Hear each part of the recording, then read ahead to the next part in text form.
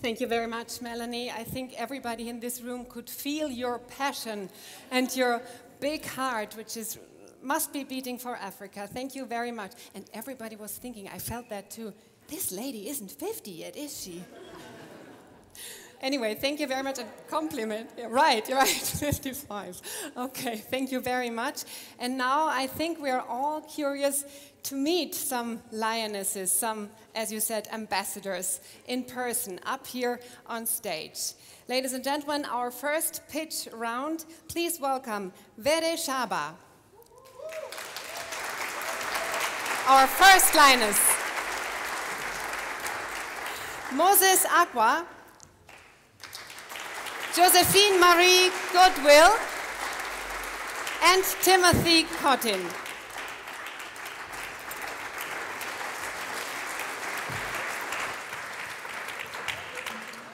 I think it's there, yeah. So these are our first 4 startups from Africa. Good evening. Good evening. And they will now present their enterprises, ladies and gentlemen, and you are very welcome to ask your questions afterwards. We have 4 presentations, and then we have 5 minutes of Q&A, so please don't hesitate to ask your questions, your comments. I think our guests up here will be more than happy to answer your questions. So we start with Vere Shaba. The stage is yours. Please go ahead. From South Africa, Shaba Ramplin Green Building Solutions. And I hope with the presentation, everything all right? Yes. Hi, good evening. So, I am Vere Shaba. I'm the founder and director of Shaba and Ramplin Green Building Solutions. And Shaba and Ramplin is an engineering consulting firm that specializes in green building, so LEED Green Star certifications, engineering solutions, and renewable energy solutions as well. And one of the biggest things that we've seen, because we have clients across the different sectors, private and public, we also have clients in hospitality, in healthcare, and there seems to be a great South African challenge that we have. But the more I thought about it, the more I realized that it's a global challenge that every single one of us have to deal with. And this is specifically knowing that in a few weeks' time, Germany will be hosting COP, which looks at climate change and the impact that buildings have on the climate. So this global challenge that we're facing is that buildings consume 41% of all the energy in the world. So if you look at the buildings, I'm talking about commercial and residential buildings, not even industrial. That's not even the one that consumes the most. And to be honest, it's really because we've been designing our buildings incredibly inefficiently in terms of energy, in terms of water, and in terms of waste. And at the end of the day, that means that we're spending money on something that we're not actually using the way that we need to use it. And not only that, so not only do buildings contribute towards greenhouse gas emissions, but there was a study that was conducted that showed that more people are dying from air pollution and land pollution and water pollution than even malaria, HIV, AIDS, and tuberculosis combined. So we're kind of not doing the best in terms of buildings. And so the solution that came about is that people thought, okay, so let's start having, BMSs within our buildings, because that way you'll be able to measure and monitor how your energy and water consumption is. But this is what happened. We started having multiple silo systems where you have so many systems all interlinked with so many different things that we don't actually know. There's so much complexity, and it's more complicated than actually how it used to be. So the solution that we have is a green building solution, which looks at a very integrated system using our technology. So just to give you an idea, this is kind of all the things that you look at, and every single one of us are in a building. We're in a building right now.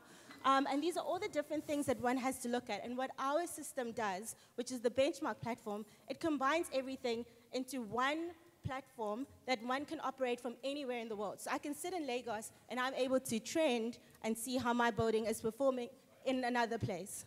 So how this works is we use MQTT technology, which is message queue telemetry transport technology, and we take all the systems on the edge, and we are able to translate it into a language that can be used on one system and on different enterprise software so that you're able to control and manage and monitor and track how your building performs.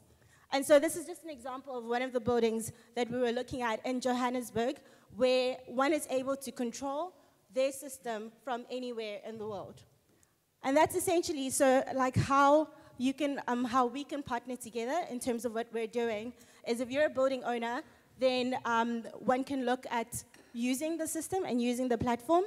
And if you're someone who would like to invest in this product, then that's something that we can also talk about.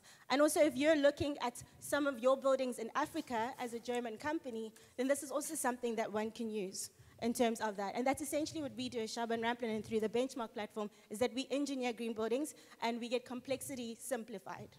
Thank you.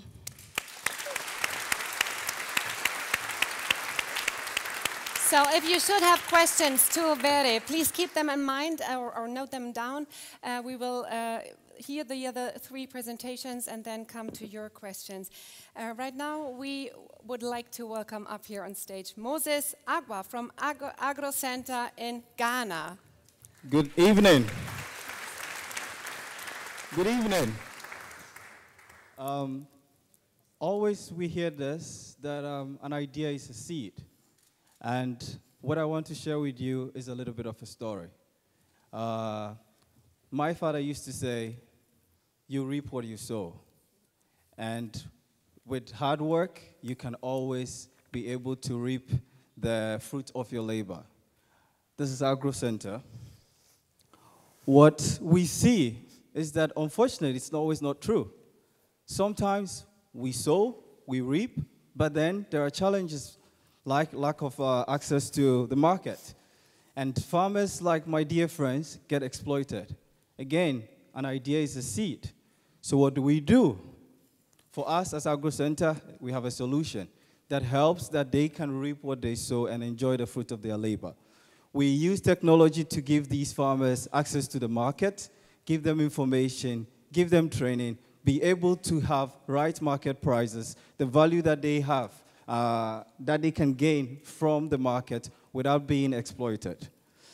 Like you can see, we give them the information, and you see that also what we have learned is that there is always the need to give them access to other things such as transportation, such as infrastructure, and that is what for us we do. With our current off-takers of about 4 who are big off-takers, we also have been able to have over 3,000 small scalers. We are already having a revenue of $120,000 US dollars and hoping to exploit Nigeria as well. We do have competitors, but we see that that is not a challenge because as of now, we have 200 billion worth of, 200 billion in terms of the market size, but it grows all the way to 700 billion. And for us, we just want a small cake. 30% is even enough for us, and we can grow much more. We believe in teamwork, and that is why, again, with companies like Green Tech, we team to make it happen.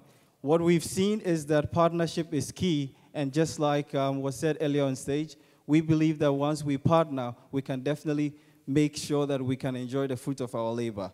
So all I want to say today is, do you want to sow a seed with us? Do you want to join us, go to the farm, and reap the fruit of our labor? Thank you very much.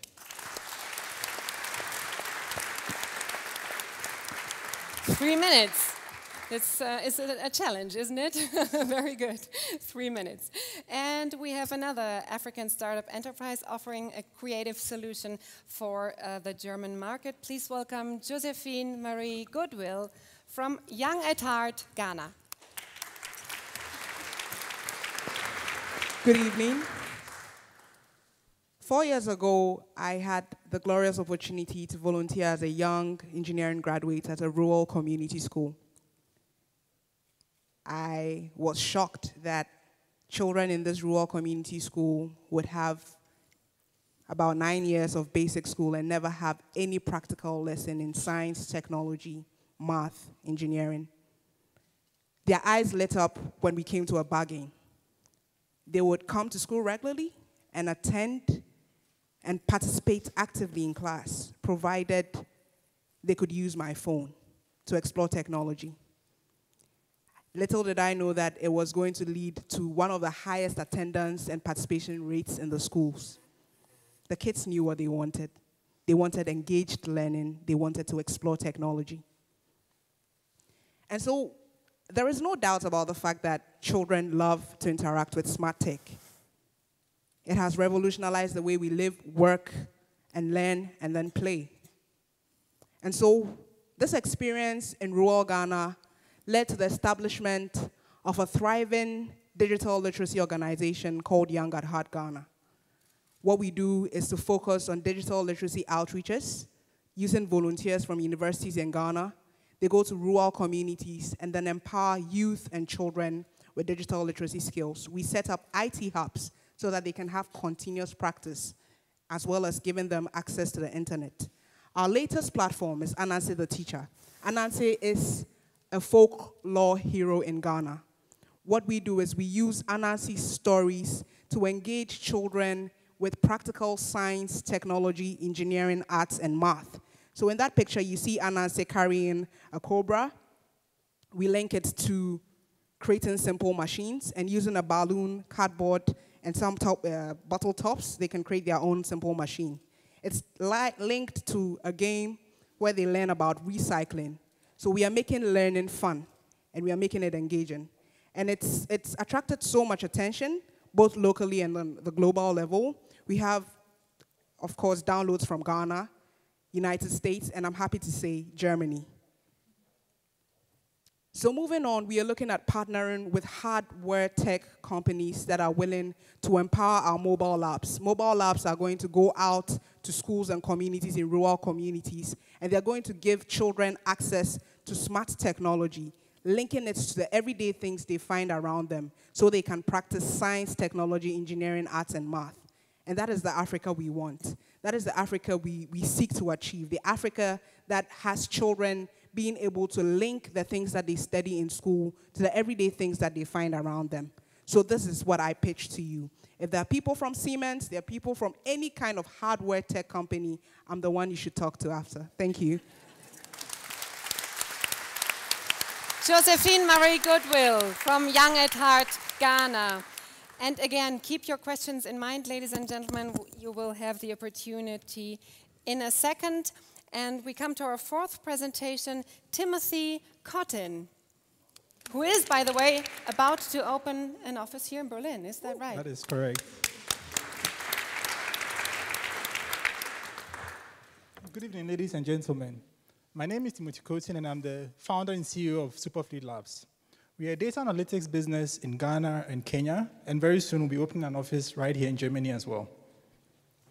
Although our team is currently still very small, we have extensive world-class professional, academic, and technical experience, as hopefully the slide above would convey. Today, I want you to leave this event with 3 takeaways.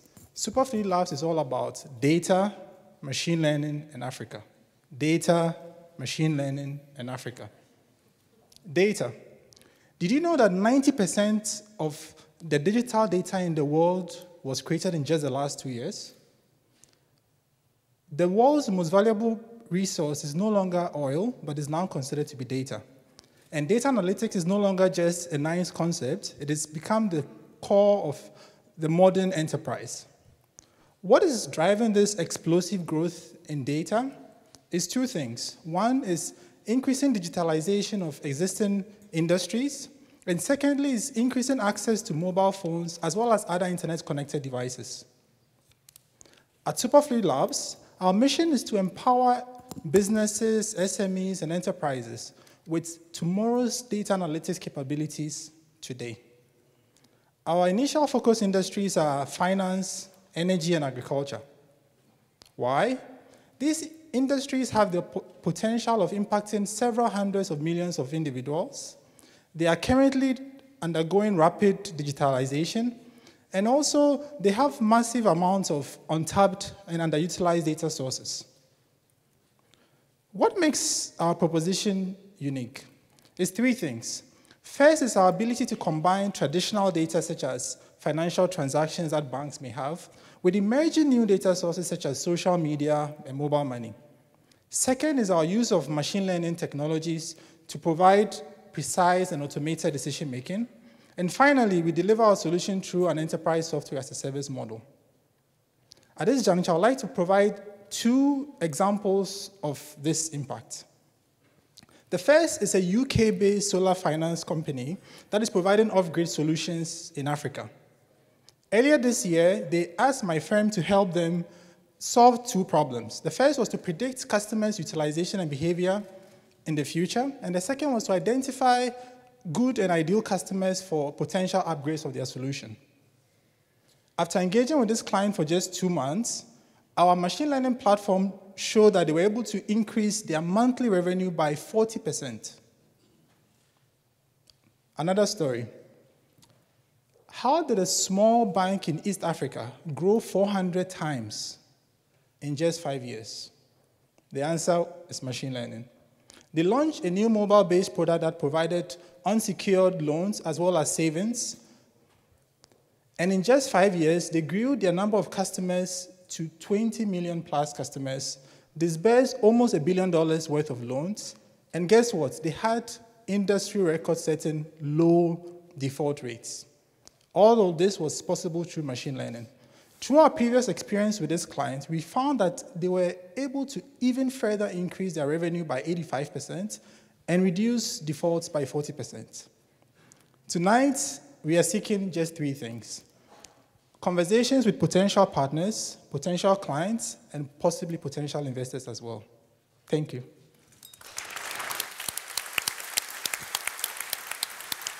And let me mention that, talking about data and, thank you, data and cell phones, if you would like to communicate via social media, please use our hashtag #StartupNight. So it would be nice to gather all your information and questions, comments, and pictures, whatever, to have a nice Sammelsurium später. Das wäre toll. Vielen Dank.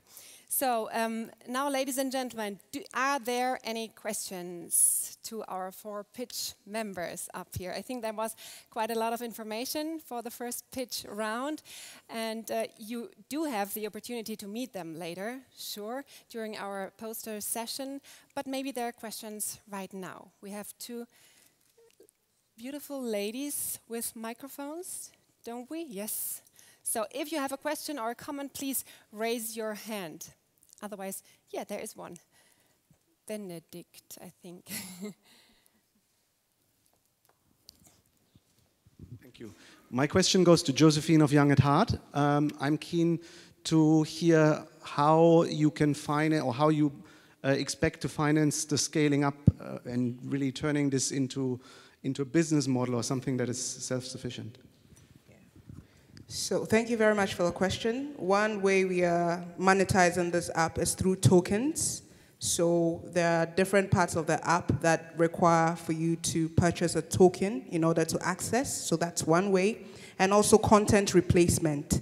So the stories have typical everyday things that users do, and we are replacing content from different organizations. So ice cream companies, toffee companies, etc., anything that screams out to children, and so they support us. And then also we are looking at one-time deals where, for example, any brand or company could have this as an exclusive app on their phones. So whenever you sell to families, it comes with the app, and it gives you a marketing edge over other phones that don't have the app. So that's how we are hoping to monetize it. Thank you. Thank you. I would like to know, what do you, the 4 of you, expect of a potential German partnership, of the German partner? What skills should the enterprise or the company have? Barry, maybe. Okay, so I'm an engineer. I studied at the University of Cape Town, and a lot of the times we would use German examples on technology when it comes to green buildings, ranging from solar to the Internet of Things to just monitors and sensors. So what we would love is to get a sense of the knowledge transfer and the skills transfer, and even if the incubator programs that exist, where African companies who are trying to implement some of these green building technologies can implement them using a lot of the knowledge. So all of our solar panels in South Africa are imported. We don't have a manufacturing plant there, and most of them come from Germany. So it would be nice to get a sense of knowledge transfer or incubation from a green building and engineering perspective. I would also add to it that, yes, knowledge transfer is important. At the same time, we need equipment and knowledge in terms of infrastructure building internally, because again, like for instance, we are in the agro business, and for us, it's important to have like tractors, to have like how to even maintain these tractors when they break down. So for us, it's important that we have this kind of equipment, at the same time knowledge transfer in maintaining or developing them. And again, I would say that what we have realized in the recent years as we continue to develop the business is that we saw that always the need keeps growing into different sectors. For instance, our solution was technology, but we realized that we also needed to do logistics. We also needed to do training in terms of giving the farmers knowledge as to what they are supposed to sow, what fertilizers. So I believe strongly that knowledge transfer is also important. Okay, so we are currently in the process of launching our mobile laboratories, and so we're looking forward to engaging with hardware, smart tech companies that can help us stock these mobile laboratories so children can have portable laboratories in their pockets. And definitely, we're also looking at knowledge transfer. We've already started engaging with some partners who are doing this in Malawi, so making sure that it spreads globally, so we are not only having Ghanaian African stories, we can have Malawian stories, we can have German stories as well, so that children here can also benefit from engaged learning. Thank you. Should work. So I see two ways in which we can partner with German organizations. The first is that several German businesses in the energy sector, agriculture, finance, are actually operational in Africa. So I gave the example of a UK-based client that is working in Rwanda and Kenya, but I know there are several German businesses here on today's invite list who are also working in Africa. And we would like to partner with such firms to provide them with world-class data analytics skills, as well as our relevant local knowledge. The second thing is that Germany is a large development partner and development supporter in the world. So I've studied the reports of multiple financial institutions in Africa. DEG, KfW repeatedly appear as financial supporters. Imagine if, through the work of organizations like mine, we could double the impact of your funding. Just think about that. Thank you. Thank you very much, and I'm sure there will be German partners for you. Thank you very much. This is your applause. Our first 4 pitch members. Thank you very much. And as I said before, you are going to have the chance to meet our pitch members later on during our poster session.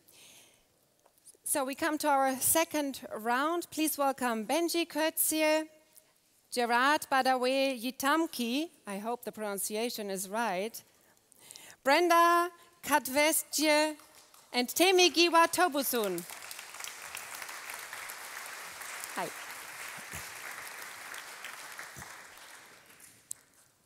Was that right? It's a challenge for me too with the pronunciation. I'm so sorry. So we start this round with Benji, the founder of ABNB for cargo transport in Africa. And your company, your enterprise is called Empty Trips. And I think the idea is that empty trips should no longer be empty, isn't it? Exactly. Here you go. We're curious to learn more about that. Thank you.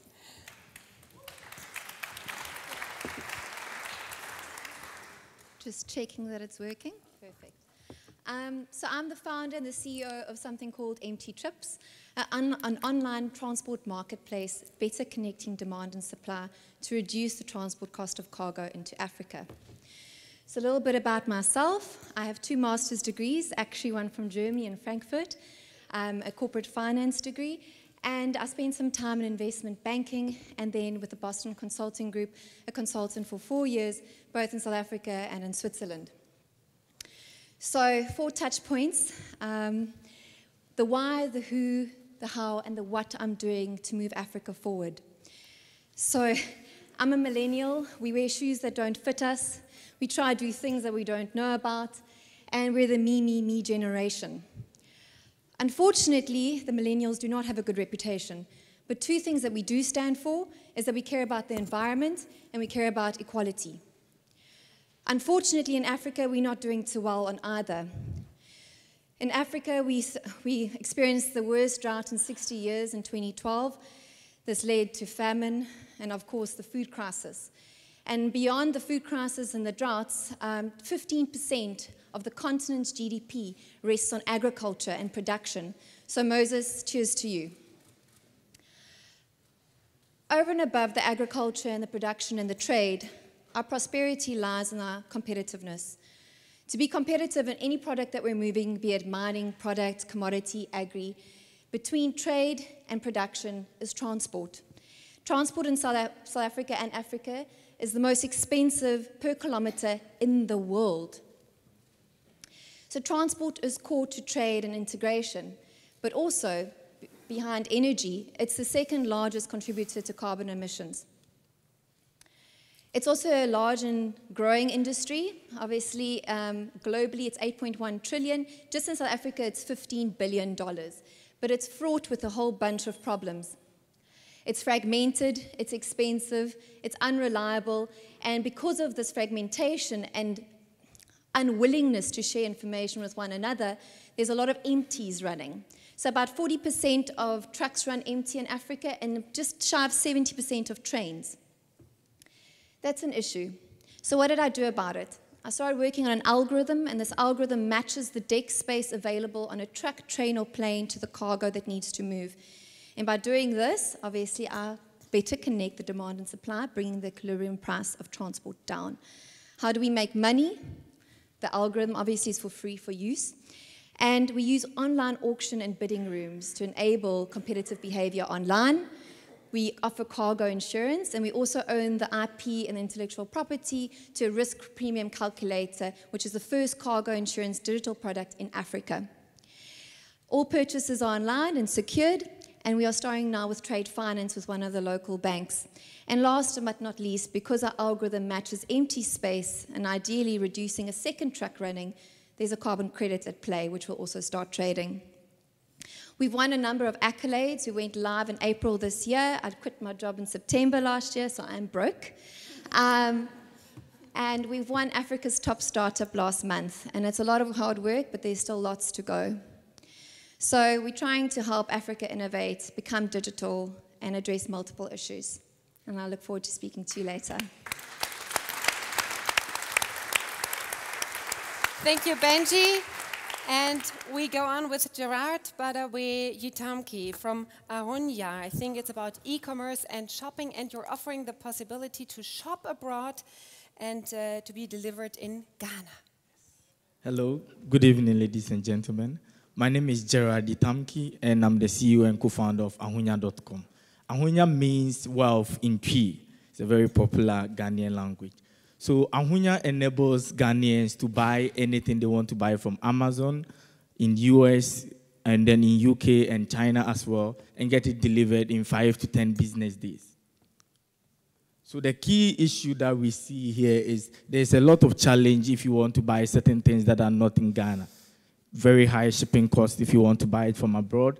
We have very disappointing customer experience if you go to a website that doesn't offer shipping to Ghana. And we have very limited product selection for some of the things that some of the companies that even offer to ship to Ghana. And payment is very restrictive. Even though PayPal is very popular, it's still not available in Ghana. So here is our solution. We've built this technology that allows users to buy anything they want to buy from Amazon in US and get it delivered in Ghana in 5 days, 5 to 10 business days. So the shipping cost is reduced. We are able to give over 80% off the cost of shipping to Ghana. We have very quality customer experience. You don't get any bounces if you enter your debit card that is issued in Ghana. And we have access to millions of items that you can't otherwise have if you are in Ghana. So here's how it works. You search for anything that you want. You get an instant quote in Ghana cedis. You pay with mobile money, which is very, very popular in Ghana. You order the items. We consolidate everything, whether it's coming from UK, from US, or China, and we ship to Ghana. So here is the technology. we are able to integrate with the site. As soon as you search, you get the search results from all the key sites that we've integrated. And if you click, you get the payment in Ghana cedis, and then you can proceed and check out. Okay, so here is the market opportunity. There's a strong demand for foreign items. And obviously, there's increase in internet connectivity in Africa. It's growing, and there's increase in mobile money usage as well. So this gives us a very good opportunity to have this business now. So this is the market size. On ahunya.com, the average order value is $150. And we have over 8 million internet users in Ghana. It's growing. And we have 2.5 million people averagely in the middle income class. That is the part of the market that we actually target. So on the average, we are looking to make over $1.5 billion in transactions per year. And we want to expand to Kenya, Nigeria, and the rest of Africa. So this is our business model. So far, we've sold $3.5 million worth of items through our platform. The average of our value is $150, and we are projected to sell 20 million by end of 2018. So these are some of our numbers. We receive over $800 orders per month, and that's about $140,000 in a month. So here are some of the testimonials from our customers from all areas of the economy, from SMEs, from banks, from mining companies, and individuals who find the items they want to buy on our platforms. So this is the team. We are actually 10. I couldn't fit everybody's face here. Yeah. And this is what we did in the past. We started for us, we were in the university, and we tried other things. We had this penny auction site where we registered more than 80,000 people and did more than 5,000 auctions. We also had myahunya.com, which was like a Shopify for Africa, allows people to create their own e-commerce sites and then be able to receive mobile money and also deliver to their customers. So this is what we want to do going forward. We want to hire some key people into our team, and we want to also launch a mobile app before Christmas and expand to Nigeria. And we are looking for German partners to be able to ship things from Germany to Ghana. Those are those things that we will not normally find in Ghana. Okay, thank you very much. Hope to talk to you later. And again, if you have questions, please keep them in mind. We now welcome Brenda Katwesige, and it's about improving healthcare. Welcome, Brenda. Thank you. Yes, should be. Good evening, ladies and gentlemen. I'd like to welcome you to just imagine for a moment where you're seated. Just imagine with me that you're listening to me pitch my business, but you have trouble seeing me, and all you can see is just a blurry image of me standing here, just like this one right here. Just imagine for a second, you can't even see me smile. You can't see when I make eye contact with you. You can't see when I express myself simply because you're visually impaired. It's frustrating, right? Now, for us in this room, we're all just imagining. But for 26 million people in Africa alone, that is their reality every single day. This is Rahma, one of the thousands of beneficiaries that we have as Wazi Vision. And this was, up until a couple of months ago, this was her reality every single day. She would go to class and she wouldn't pick anything from the classroom simply because everything that the teacher said, she just couldn't see. So she had to rely on her friends and colleagues in class just so that she could copy notes. My name is Brenda Katwesige. I am from Uganda, and I'm extremely passionate about making eye care more accessible and also affordable, especially for children in my country and in Africa at large. And like I said, in Africa, over 26 million people are visually impaired. But that's not the problem.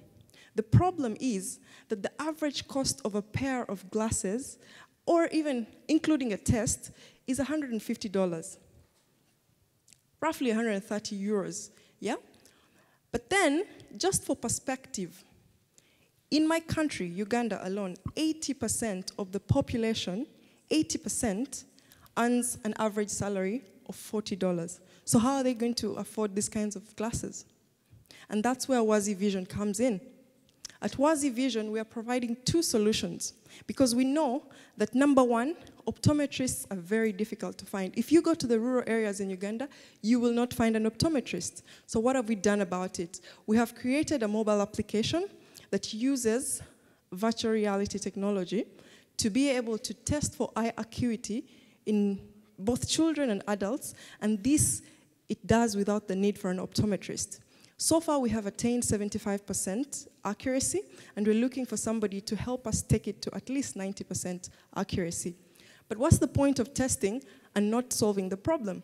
So what are we doing? We are training local artisans in Uganda to actually manufacture these glasses, just like the ones I'm wearing, from recycled plastic. They're affordable, they're durable, they're strong, they're cool. I think I really look cool.